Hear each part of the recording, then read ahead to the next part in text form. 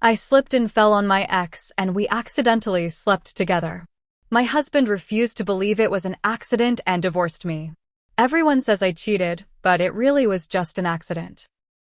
My husband, Ricardo, is a man of straight lines and 90-degree angles.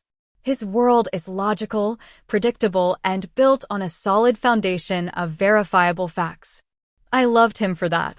After the chaotic roller coaster that was my relationship with Julian, Ricardo's stability was like a balm. Our 5-year marriage has been a haven of calm, a perfectly designed structure where everything has its place.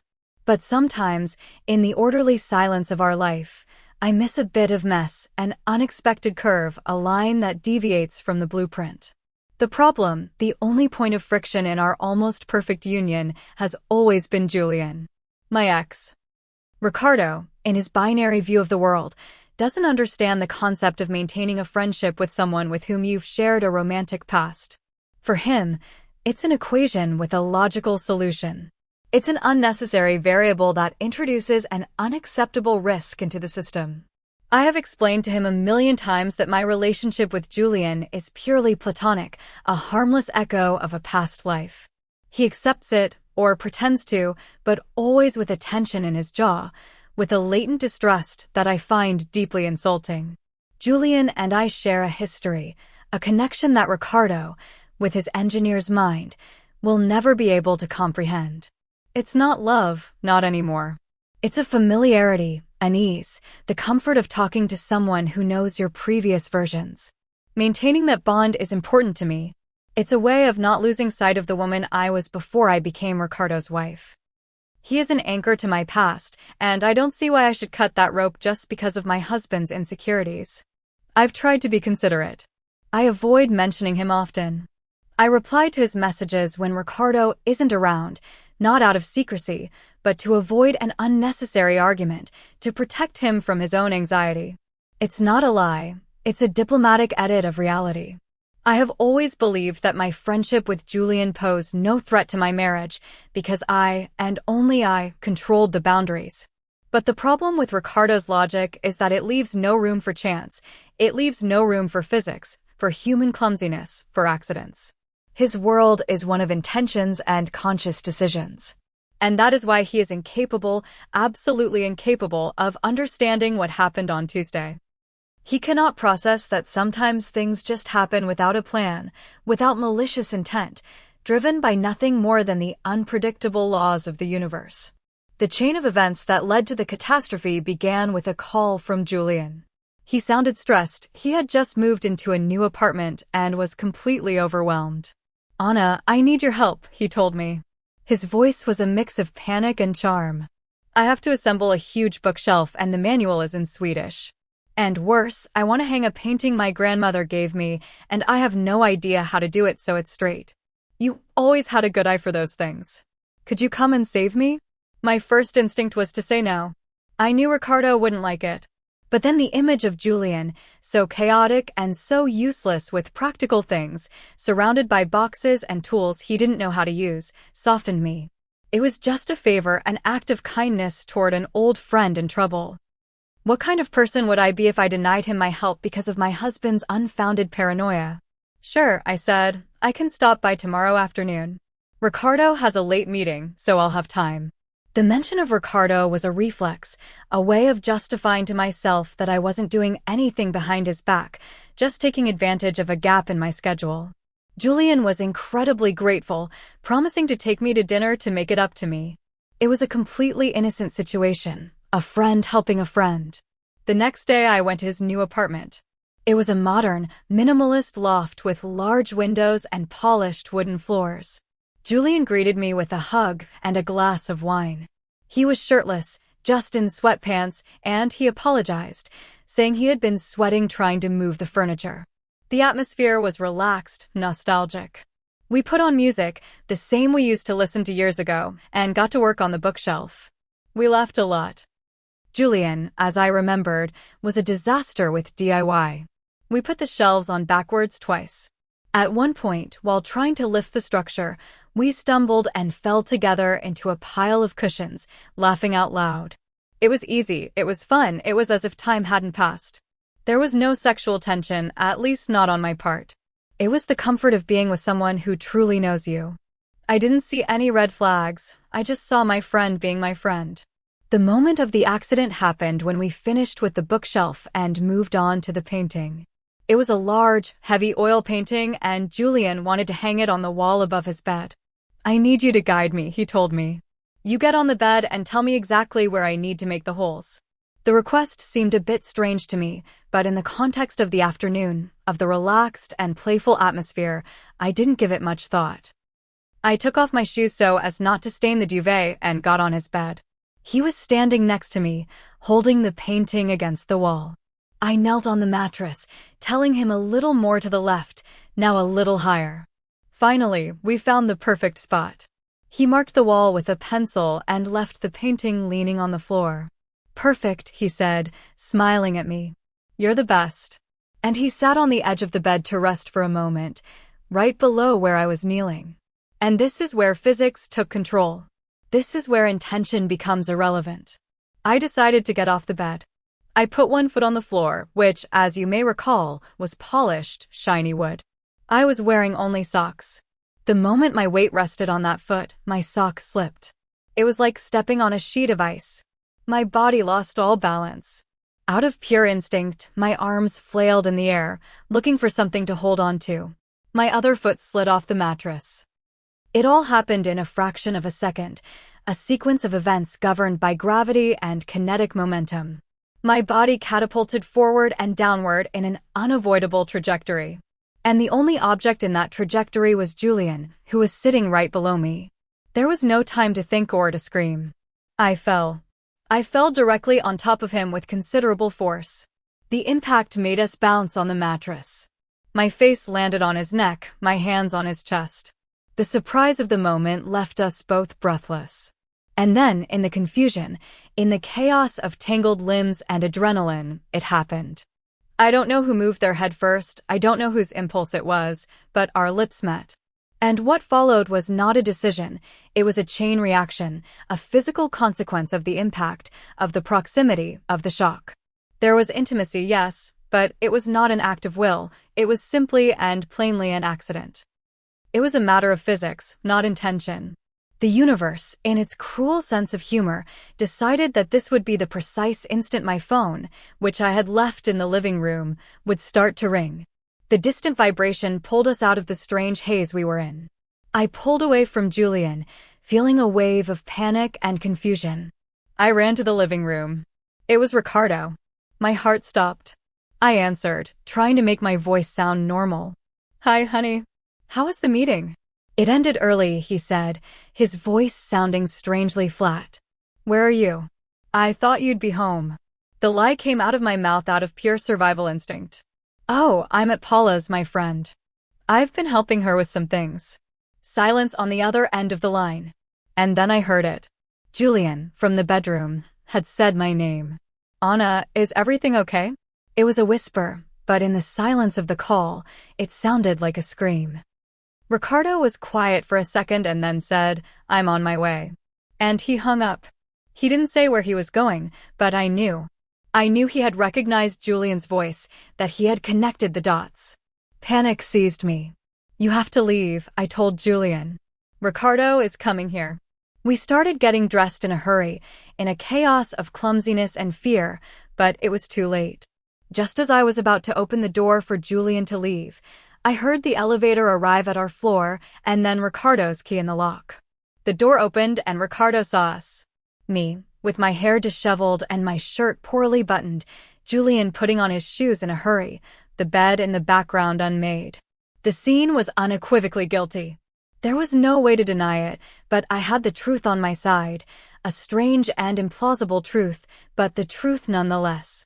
"Ricardo, honey, it's not what it looks like," I began. My voice was trembling. "I can explain. There was an accident." And then I told him the story. I told him about the bookshelf, the painting, the bed. I described in meticulous detail the wooden floor, my socks, the trajectory of my fall. I explained the laws of physics that had governed that fateful moment. I expected his logical mind, his engineer's mind, to understand the sequence of cause and effect. but he looked at me as if I had gone mad. There was no anger on his face, just absolute disbelief, a disappointment so deep it seemed to have emptied him from within. He didn't argue, he didn't shout. He just shook his head over and over, as if he couldn't process the insult to his intelligence that I was presenting to him. He turned around, looked at Julian with an icy contempt, and told him, "Get out of my house." Then he looked at me and, when I get back, he said, "I hope you're gone too." Ricardo kept his word.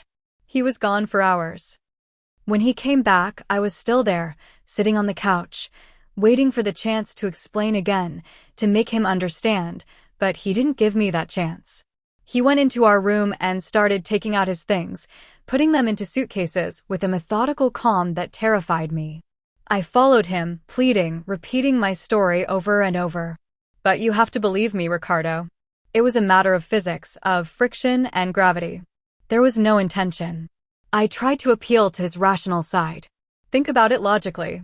What is the probability of something like this happening? It's astronomically low, which proves it couldn't have been planned. It was an anomalous event." He didn't answer, just continued with his task, as if I were background noise, an annoying mosquito buzzing in his ear. His silence was a form of torture. I would have preferred him to shout at me, to insult me, to break things. But his calm, his refusal to participate in my reality, was a wall against which my words crashed and fell uselessly. "Please, say something," I begged, the tears finally flowing from my eyes. He stopped and turned to me. "You want me to say something, Anna?" "Very well," he said. His voice was flat. "I say our marriage is over. I say I can't be with someone who not only betrays me but also thinks I'm stupid enough to believe the most ridiculous fairy tale I've ever heard in my life. The act itself is bad. The insulting lie you've constructed to cover it up is unforgivable." And that was it. He closed the suitcase and left. And I've been left here in our silent house, surrounded by the ghosts of our life together. I can't understand it. I can't process how he can prefer to believe in a malicious betrayal rather than an improbable accident. Where's the benefit of the doubt? Where's the trust? I gave him a logical explanation, backed by the laws of physics, and he dismissed it as if it were a children's story. The laws of gravity are not infidelity. It was an accident, and he is punishing me. He is destroying our life because he refuses to accept a simple, albeit strange, truth. Popular Reddit comments on the main story. Anonymous User 1. Your defense is, without exaggeration, one of the most insulting and ridiculous alibis I have ever read.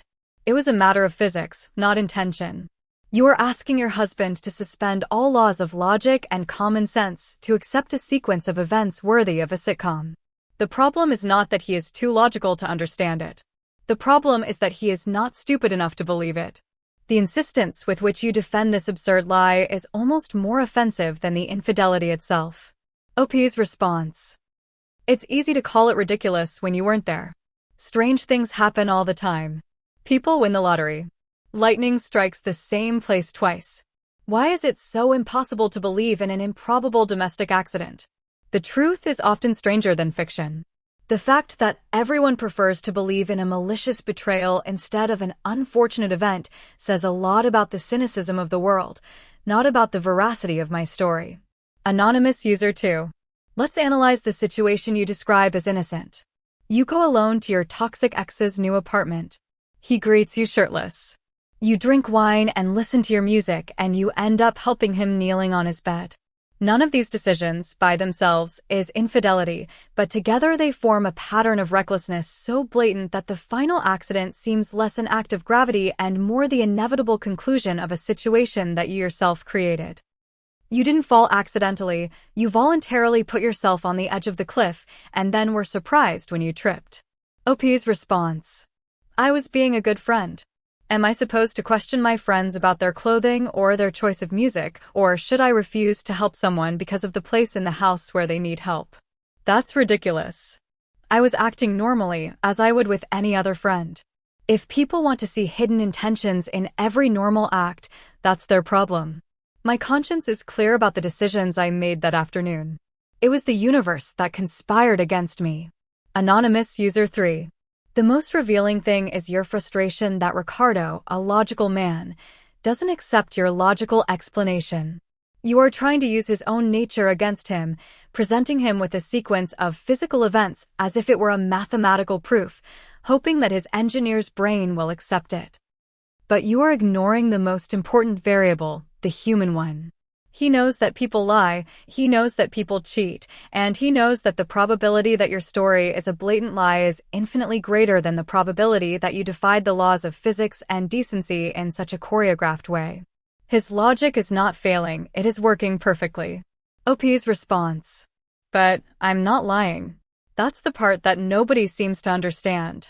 If I were lying, I would have made up something much more believable. The fact that my story is so strange is in itself proof of its authenticity. Who in their right mind would make something like that up? The truth is what it is, no matter how improbable it seems. And he, in his supposed logic, is choosing the simplest and most painful explanation instead of the more complex but true one. Update 1. It's been a week since Ricardo left. A week of absolute silence that has given me too much time to think. And the more I think, the more convinced I become of my innocence and the more indignant I am at his reaction. I have decided that I cannot let my marriage fall apart because of a simple lack of imagination on his part. If he cannot visualize the physics of the accident, then I will have to show it to him. People need visual evidence. It's the only way they will understand. With this idea in mind, I set out to recreate the crime scene. Obviously, I couldn't go back to Julian's apartment, so I decided to use our own room as a set. I moved the bed, placed a chair in the approximate position, and put my phone on a makeshift tripod on the dresser. My plan was to record a reconstruction of the accident, an evidentiary video that would leave no room for doubt. I wanted to scientifically demonstrate the trajectory of the fall.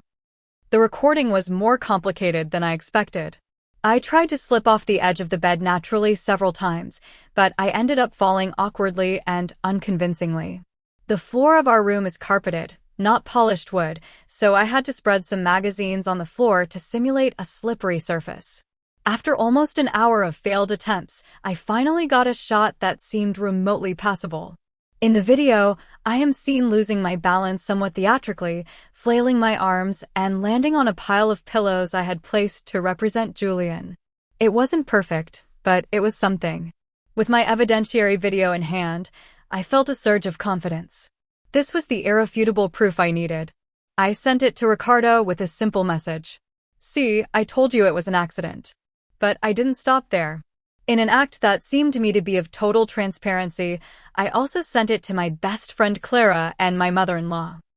I wanted those closest to him to see the truth so they could help him come to his senses. The response was swift and disastrous. My mother-in-law replied with a single, icy message. Anna, stop insulting my son's intelligence and ours. Do not contact us again. Clara, my supposed best friend, called me on the phone. She didn't support me. Her voice was a mixture of pity and an exasperation she could barely contain. Anna, have you gone crazy? She said. I just saw the video.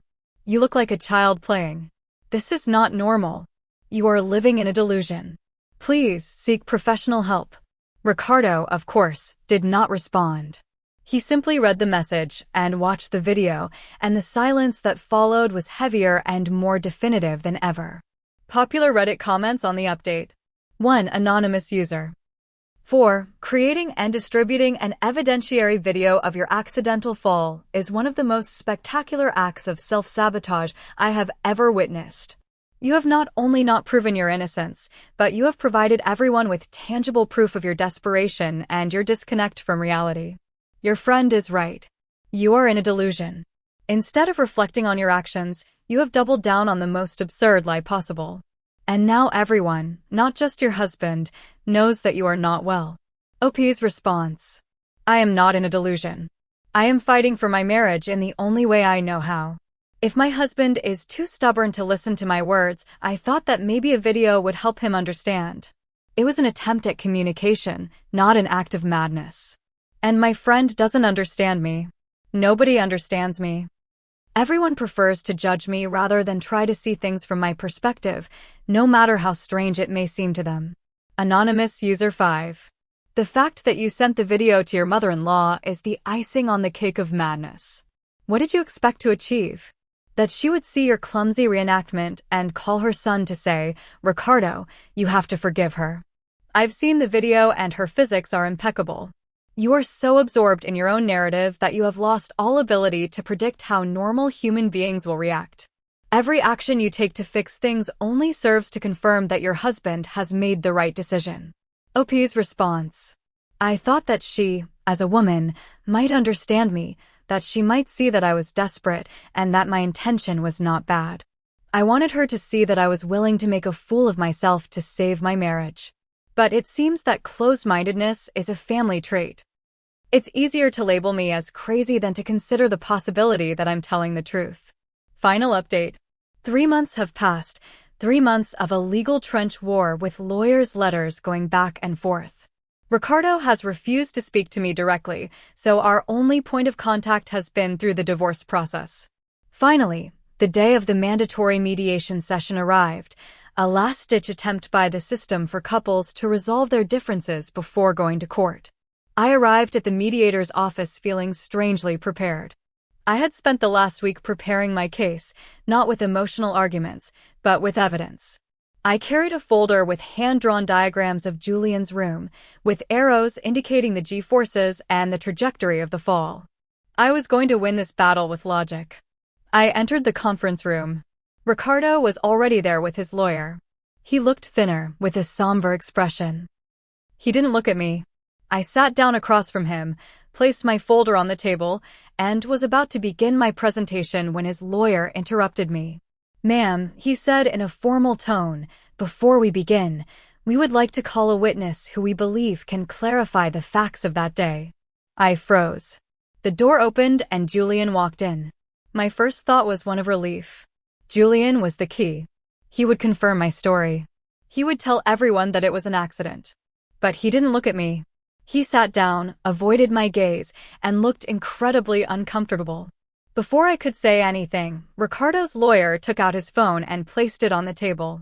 "Mr. Mediator, we would like to present a series of text messages between the lady and Mr. Julian from the days leading up to the incident of March 12th. The lawyer began to read. They were my messages, our messages. A few days before the fall. There was one from Julian that said, "My new bed is super comfortable. You should come try it out." Winking face emoji. And then my response, a response that my brain, in an act of self-preservation, had completely erased. I had replied, "Haha, very tempting, but I'd have to invent a good excuse for Ricardo. I don't know, maybe I'll slip and fall into your arms accidentally." The room fell into absolute silence. I looked up and looked at Ricardo.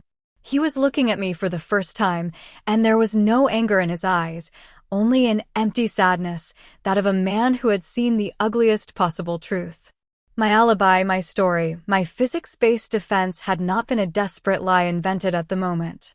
It had been a joke, a cynical and premeditated joke that I had planned with my ex.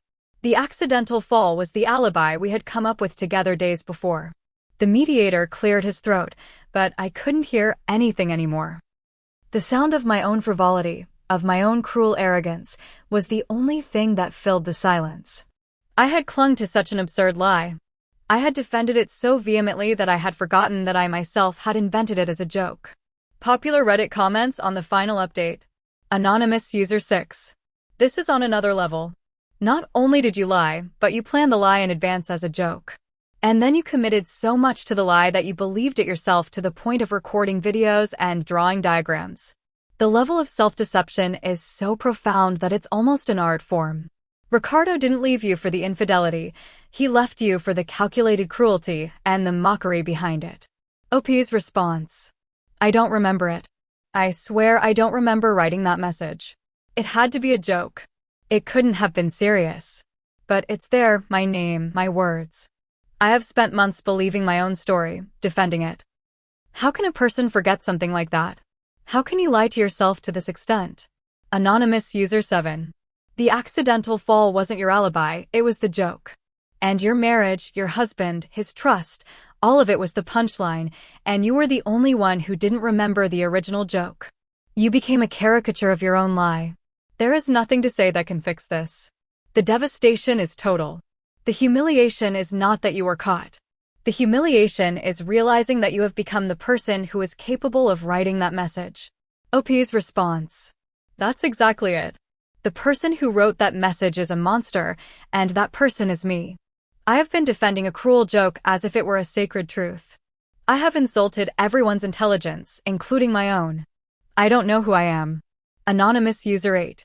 Your search for proof has led you to the only proof that mattered, the proof of your own malice. Your insistence on logic and physics was the armor your mind built to protect you from this truth. And now that armor has shattered. Ricardo's silence, his refusal to argue, now makes all the sense in the world. He wasn't arguing with a delusional person. He was refusing to participate in the cruel joke that you had forgotten you were telling. OP's response. He was right. From the beginning. He knew it or he felt it, and I called him illogical, paranoid. I insulted him. My God, I deserve all of this. I deserve to be alone.